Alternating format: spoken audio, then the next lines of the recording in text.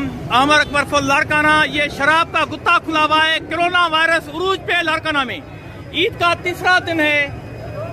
ये शराब का गुत्ता खुला हुआ है। इस वक्त गाड़ियां ये सारे आप देखें, रोड ब्लॉक हैं। सामने दड़ी थाना है, उस तरफ मार्केट थाना है। ये आप शराब के दुकान पर रश देखें, ये रश है। अस्सलाम वालेकुम साईं, शराब के दुकान पे रश है। और पुलिस में आपको वायरलेस है? नहीं। फिर वायरलेस क्यों उठाई आपने?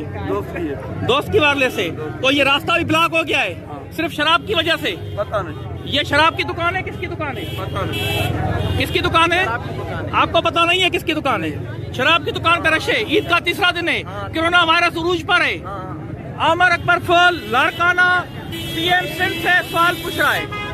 मैं सीएम सिंध से सवाल पूछ रहा हूँ, सर लारकाना सिंध में है या इलाका गैर में?